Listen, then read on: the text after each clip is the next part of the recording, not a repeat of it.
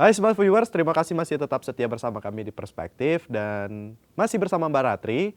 Kita akan tanya-tanya lebih dalam lagi. Tapi selama mungkin ini bisa jadi insight juga nih buat masyarakat yang lain nih. Mbak pertama kali dinyatakan sebagai pasien 03 gitu kan, menjalani isolasi sendiri gitu. Belum langsung apa ya bilangnya? Lockdown diri sendiri gini. Gimana sih cara menjalani kesehariannya Mbak ini?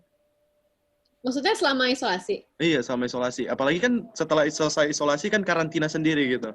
Iya, iya, iya, iya. Ya waktu isolasi itu kan ya cuma ada tempat tidur sama kamar mandi. Jadi ya sebenarnya tiap hari ya di kasur aja. Tapi waktu itu aku sebenarnya meng-encourage ibu dan Sita, kan mereka sudah lebih lama di rumah sakitnya.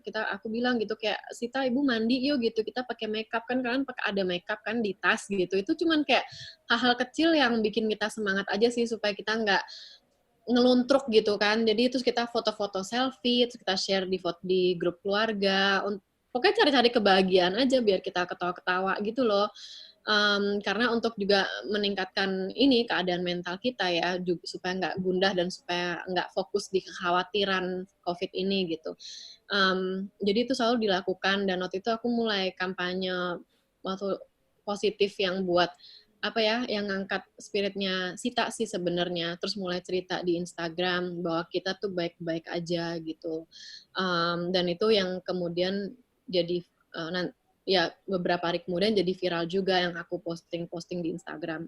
Terus banyak nulis sih Mas waktu itu kayak nulis, karena kan tiba-tiba kayak ini gue cuman boleh tiduran doang nih gitu, nggak ada kegiatan apa-apa. Jadi nulis hal-hal yang udah lama ada di pikiran, pengen dituangkan, itu mulai nulis. Terus juga ini olahraga kecil, olahraga sedikit-sedikit lah di ruang isolasi. Nah setelah keluar, itu kita takut kayak ini gimana ya gitu, kayak hidup kita nih gimana nih, COVID kapan berakhir, nih baru aja mulai, terus angka tetap meningkat, jadi kita takut nggak mau keluar rumah, tapi fokus ke jaga ketahanan tubuh. Nah ngapain? Jadi aku sama ibu sih terutama, setiap pagi sampai sekarang bangun tidur jalan kaki dulu atau lari pagi di sekeliling kompleks. Terus ibu setiap hari untuk menjaga ketahanan tubuh kita, dia bikin ini jeruk peres pakai air hangat sama madu, dan itu setiap pagi kita minum, dan jus dan buah setiap pagi juga rutin, dan berjemur di matahari, Mas. Oke. Itu Jadi aja banyak sih. kegiatan-kegiatan positif ya Iya. sekarang yang mulai Ya, muncul. rutinitasnya juga jadi beda gitu. Olahraga tuh udah nggak keskip lagi gitu. Nah, tapi gimana nih Mbak perasaannya setelah dinyatakan totally sembuh gitu? Apakah ada apa yang ada di benak Anda gitu dan apa yang pengen disampaikan ke masyarakat?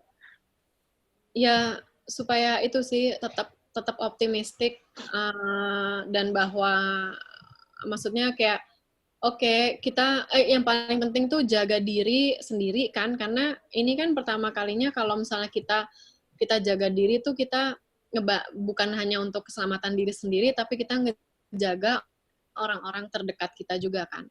Jadi dengan kita pakai masker, terus ikutin protokol kesehatan, itu kan nggak hanya menyelamatkan diri sendiri, tapi juga menyelamatkan orang-orang yang kita cintai. Karena kan kita harus paling-paling yang harus dilindungi kan yang orang-orang yang sudah berumur, kakek nenek kita, orang tua kita gitu. Jadi itu tetap harus kita aware.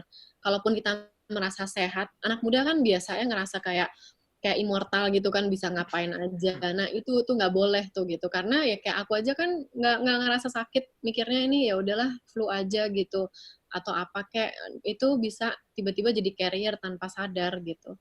Dan ini ya buktinya kan sampai sekarang angkanya masih meningkat terus ya. Terus Ya meningkat benar. jadi mungkin memang ya virusnya masih benar-benar ada di sekitar kita, dan juga orang-orang kita, masyarakatnya mungkin juga kurang disiplin gitu. Tapi kalau dari Mbak sendiri, apakah menurut Mbak ini virus corona ini semenakutkan itu nih? Karena seperti yang kita tahu nih di masyarakat, bahwasannya dulu awal-awal tuh selalu digiring opini tentang betapa kejamnya dan betapa seramnya nih virus ini. Hingga akhirnya kesini-kesini kayak orang udah acuh tak acuh gitu. Udah, bodo amat sama corona, ngelakuin hal-hal yang dia pengen gitu. Bahkan ngerasa itu konspirasi atau apa gitu ya. Iya, benar-benar. Itu agak bahaya ya. Maksudku aku ngeliat masyarakat Indonesia tuh, apalagi yang bahaya adalah ketika orang-orang public figure yang sebenarnya bisa menggiring opini, tapi sayangnya juga apa ya, ignorant dan careless gitu terhadap power yang dia punya. Gimana ya? oke, kalau misalnya ini konspirasi gitu ya, terus kenapa banyak banget angka meninggalnya dan ini global. Dan juga kalau kita ngeliat sejarah manusia, ini tuh terjadi secara general every 100 years gitu kan. Waktu itu sudah ada flu Spanyol, sebelumnya ada lagi plague apa, sebelumnya ada lagi. Jadi ini kan kayak cycle of life aja kan, kita hidup sebagai manusia di alam semesta kita yang memang ada cycle seperti ini gitu. Nah, aduh tadi mau bilang apa ya? Jawab pertanyaan apa deh, jadi lupa. Sorry. Apakah corona itu menakutkan itu? Oh iya, nah ya itu tuh. Enggak. Aduh, nggak bisa bilang enggak karena tapi kayaknya kalau dari aku, kita manusia tuh wajar punya ketakutan terhadap hal-hal yang kita tidak ketahui gitu. Nah, ini corona ini kan virus yang masih terus dipelajari, masih terus berubah juga, masih terus bermutasi.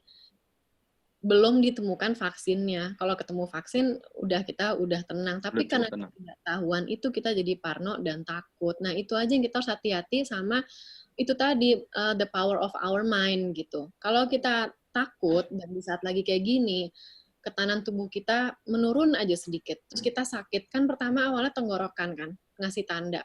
Tapi kita terus khawatir, terus takut. Itu kan kesehatan mental kita, hati dan pikiran kita tuh mempengaruhi kesehatan fisik. Jadi kalau kita takut dan parno, itu what I'm trying to say is itu nggak membantu kondisi kita. Jadi jangan takut, kita belajar hidup dengan ada corona di sekitar kita gitu. Ya adaptasi.